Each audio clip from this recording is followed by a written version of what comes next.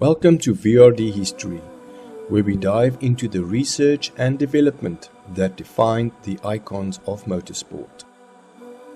By 1983, the American sports car scene had been thoroughly blindsided by a 24-year-old aerodynamicist.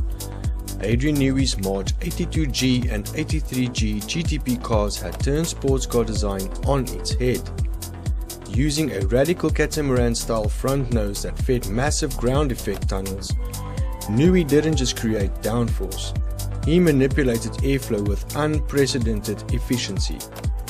But while the sports car paddock was still reeling from the lobster claw, Robin Herd and the management at March Engineering had a different, more volatile arena in mind for their young prodigy: open-wheel racing.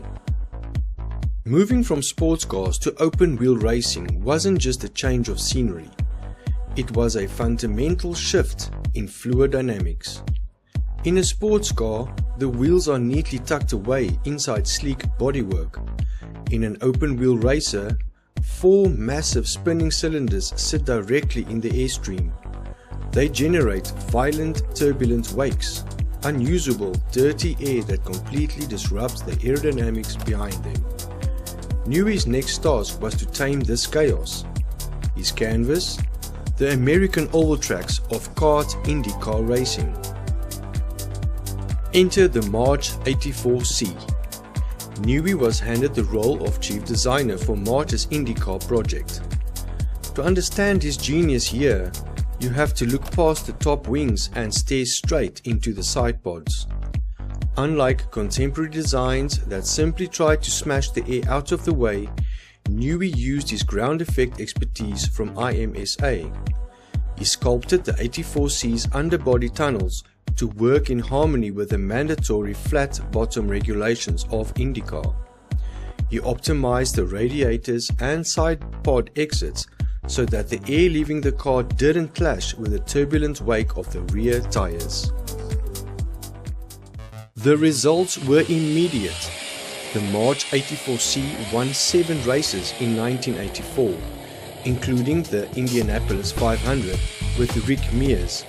But Newey wasn't satisfied. He knew the limits of the chassis. In 1985, he refined the concept into the March 85C. He made the chassis narrower, stiffened the monocoque, and further cleaned up the internal airflow. The 85C didn't just win, it dominated. Al Unser Sr. took the kart championship and Danny Sullivan won the Indy 500, immortalized by his famous spin and win. By 1986, the March 86C was the absolute pinnacle of oval aerodynamic efficiency. Bobby Roll took it straight to the winner's circle at Indy again. In 3 short years, Newey's open-wheel designs had captured 3 consecutive Indy 500 victories. He had mastered the art of managing the brutal, high-speed air of the American ovals. But Europe was calling, and Europe meant Formula One. In 1988, March returned to Formula One full-time, and Newey was given a blank sheet of paper to design the March 881. The grid was dominated by massive, heavy, thirsty turbo engines. March, however, was running a naturally aspirated Judd V8. It had significantly less horsepower than the Hondas and Ferraris. Newey knew that to compete, the car had to be an aerodynamic razor blade. This is the birthplace of modern Formula One aerodynamics. Newey did something radical. He sculpted a raised front nose and an integrated front wing that allowed air to flow cleanly underneath the chassis. To do this, he forced the drivers, including Ivan Capelli, to sit with their feet highly elevated. It was incredibly cramped, to the point of being painful, but it unlocked an entirely new dimension of downforce. He also shrunk the cockpit's opening to the absolute legal limit. Every millimeter of the car was sculpted as if it were a solid wind tunnel model, ignoring traditional mechanical packaging constraints. At the 1988 Japanese Grand Prix, the impossible happened. Ivan Capelli, driving a naturally aspirated, underpowered March 881, caught and actually passed Alain Prost's all-conquering turbo McLaren Honda for the lead. It was a brief, tectonic shift in the sport. A non-turbo car leading a turbo car purely on the strength of its aerodynamic efficiency.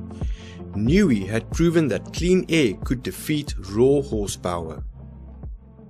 But while Adrian Newey was solving the riddle of open-wheel airflow in the mid-1980s, across the English Channel in France, another brilliant motorsport mind was facing a completely different, yet parallel struggle. His name was Todt, and his canvas was the dirt, tarmac, and chaos of the World Rally Championship. As the boss of Peugeot Talbot Sport, Todt had masterminded one of the greatest rally weapons ever created, the Peugeot 205 T16, a mid-engine, four-wheel drive monster that tamed the lawless era of Group B. Todt didn't just manage a team, he engineered an ecosystem of precision, logistical excellence and ruthless mechanical reliability. The 205 T16 secured back-to-back world championships in 1985 and 1986. But just as Todt and his machine reached the absolute zenith of their power, the world changed. Following the tragic, violent accidents of 1986, FISA abruptly banned Group B. Overnight, Todt's masterpiece was obsolete. Peugeot was left with an elite team of engineers, a massive budget, and a world-class, mid-engine, turbocharged drivetrain, but absolutely nowhere to race it in Europe. Like Newey at March, Todt found himself at a crossroads, wrestling with a profound question. When the regulations pull the rug from under your feet, how do you pivot? Todt refused to let Peugeot's engineering brilliance wither. Banished from Europe's traditional rally stages, he pivoted.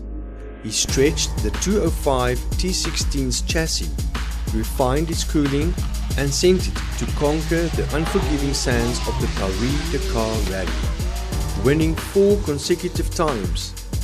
Then he added massive aggressive aerodynamic wings to the car, creating the 405 T16 to smash the record at the Pikes Peak hill climb in America. 2 different men, 2 different worlds. Newey looked at the open air of American ovals and saw a way to sculpt it. Todt looked at the abrupt death of Group B and saw a way to rebuild his empire in the desert. Both men refused to be contained by the limits of their environments, and both were laying the foundations for dynasties that would eventually rewrite the history of Formula One forever. Subscribe to join the grid and hit the bell icon to make sure that you are not left behind.